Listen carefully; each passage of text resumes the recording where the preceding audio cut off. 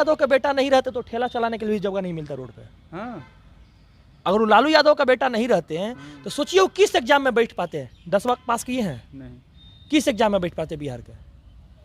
कोई एग्जाम है किसी के लिए? उसका अरे क्रिकेट सबका बच्चा की बोतल ढोते थे।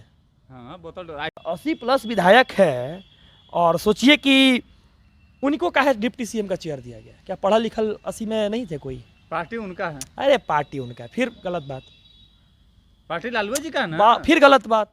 किसका है? साथियों, स्वागत है आपका हमारे देश प्रेम न्यूज में। अभी हमारे साथ मौजूद है कुमार सत्यम जी, जो कि सीटेट के विद्यार्थी है। ये लोग लगातार 2019 से ही आंदोलन कर रहे हैं, लेकिन सरकार फिर भी नहीं सुन रही है और नई नियमावली सरकार ला दी है, उसके खिलाफ में भी ये लोग लगातार प्रोटेस्ट कर रहे हैं।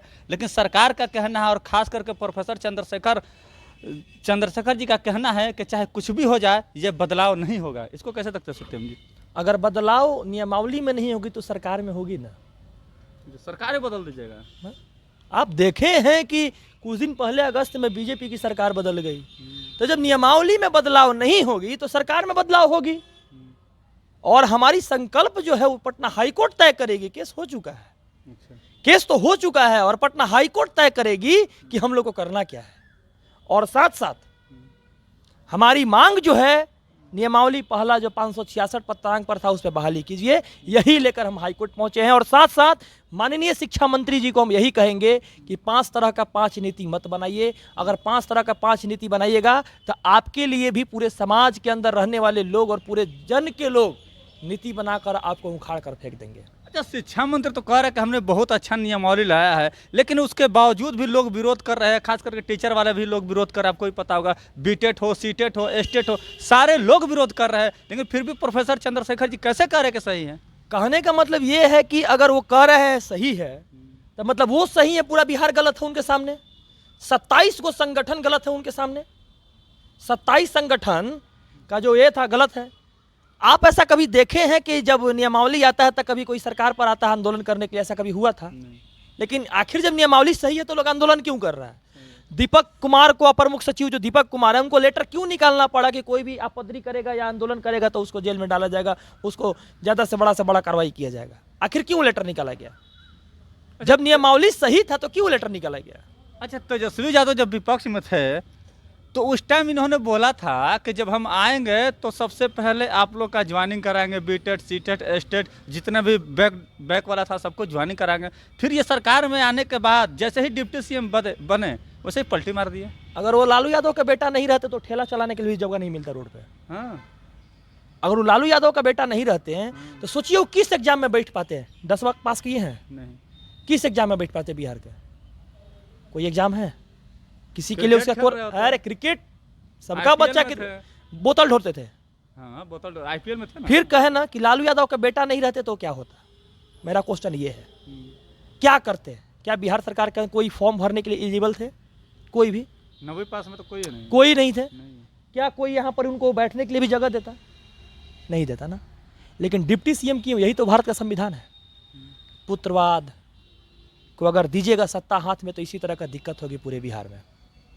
ये बात जान लीजिए कि जब तक पुत्रवाद और पितावाद, परिवारवाद को खत्म नहीं कीजिएगा, बिहार में क्या 89 को 90 को विधायक आरजेडी का था, 80+ है ना है जी, तो 80+ विधायक है। और सोचिए कि उनको का है डिप्टी सीएम का चेयर दिया गया। क्या पढ़ा लिखल 80 में नहीं थे कोई? पार्टी उनका है। अरे पार्टी उनका है, फिर गलत बात। पार्टी लालू जी का है ना? फिर गलत बात। किसका है? पार्टी लालू जी का है। इसका मैटर थोड़ा है कि पूरे बिहार का वही चीज कर देंगे। अब मान लीजिए कि एक मूर्ख आदमी को सत्ता में बैठा दीजिएगा तो क्या वो सत्ता चला पाएगा? सत्ता चलाने के लिए आपको स्किल्ड होना चाहिए, स्किल्स होना चाहिए। स्किल्स नहीं रहेगा तो इस तरह का प्रॉब्लम आते रहेगी। नीतीश कुमार में स्किल्ड है ना? नीतीश कुमार में स्किल्ड नहीं है। नीतीश कुमार में यही स्किल्ड है किधर पलटी मारना है। अच्छा, यही स्किल्ड है, बस यही स्किल्ड। विकास पुरुष क्या किए हैं? किस क्षेत्र में विकास किया? एक क्षेत्र का नाम बताइए। ब्रिज देखा ना, ब्रिज साल भर में 2 बार। आइए मिलकर देखते हैं 1163 करोड़ का ब्रिज कैसे गिरता है, बहता है पानी में। नहीं कहता कि पैसा साल भर में 2 बार गिर गया, ये विकास नहीं है। वो चीज नहीं कहेंगे ना। हमने क्या बोला, हमारी मैटर ये है कि किस क्षेत्र में उन्होंने विकास किया। कोई ऐसा क्षेत्र का नाम बताइए। कहते हैं 40% एजुकेशन में पैसा खर्च कर दिए। तो जब 40% एजुकेशन में पैसा खर्च करते हैं तो फिर मास्टर को इधर उधर भेजते क्यों है? और मास्टर आज जरूरत पड़ा के आंदोलन क्यों कर रहा है? बिहार का जीडीपी 2,37,000 करोड़ से 2,70,000 करोड़ तक है। कहते हैं कि मेरा ही बिजली दिया हुआ है, मेरा ही रोड दिया हुआ है, लड़कियों का आरक्षण हम दे रहे हैं। अपने बाप के घर से कोई देता है? आप 10 रुपए का सामान किनते हैं, उसमें 3 रुपया सरकार को देते हैं, पता है ना? उनके घर से दिया हुआ नहीं है। उस चीज को भी यूज करने नहीं आता है किसी को, कैसे यूज किया जाए, किस तरह से यूज किया जाए, कोई अपने बाप के घर से नहीं देता है। सब कोई जनता के द्वारा, जनता के लिए, जनता के अधीन जो काम करता है वो इनकम टैक्स जो लेता है उसी के ऊपर करता है। और साथ साथ जो कहते हैं विकास पुरुष हैं, तो हम बता देते हैं कि पूरे बिहार में देश की आज़ादी के 75 साल बाद भी 10 हॉस्पिटल नहीं है 10 जिला में। किसी को किडनी की बीमारी हो जाए तो साला मर जाएगा, लीवर की बीमारी हो जाए मर जाएगा, सर की बीमारी हो जाए मर जाएगा, स्टोन यहाँ तक होता है। बताइए ना, आप हाजीपुर टपते हैं, पुल टपते हैं, कोई 2 हॉस्पिटल का नाम बताइए। 8-9 गो प्रमंडल है ना, क्या है बताइए? कोई है? कोई भी है? जहाँ पर सोचिए जिसका बेटा स्वास्थ्य मंत्री है, उसके बाप को सिंगापुर जाना पड़ता है ट्रांसप्लांट कराने। देश की आज़ादी के 75 साल बाद यह बात हुआ है। एक होता कि नहीं तुरंत आज़ाद हुआ है, स्किल डॉक्टर नहीं का है। यह सब जो है यह आरक्षण के चलते होता है और गलत नेता चुनने के चक्कर में होता है। बस देखिए दिल्ली को, एक IIT और एक UPSC निकाला हुआ इंसान जब प्रधानमंत्री जब है वहाँ पर का मुख्यमंत्री दिल्ली का खुद IIT किया है, UPSC निकाला है।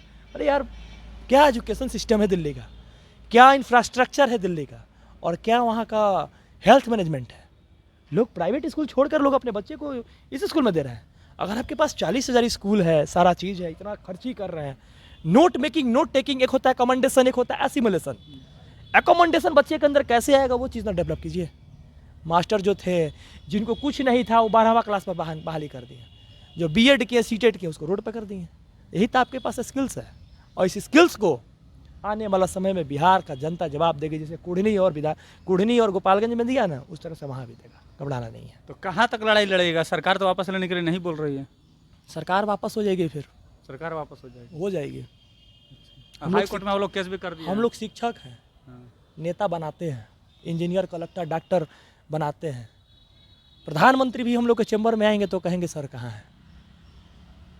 शिक्षक है, शिक्षक। तो शिक्षक है, इनका कहना है कि प्रधानमंत्री जी भी आएंगे तो बोलेंगे सर कहाँ हैं। तो साथियों, हमारे साथ है सत्यम जी, जो कि C.Tet विद्यार्थी है। तो आपकी क्या प्रतिक्रिया, कमेंट्स में जवाब जरूर दीजिएगा। अगर आप हमें YouTube पर देखो तो सब्सक्राइब कीजिए, फेसबुक पर देखो तो फॉलो और शेयर जरूर कीजिए। धन्यवाद। आप देख रहे हैं देश प्रेम न्यूज।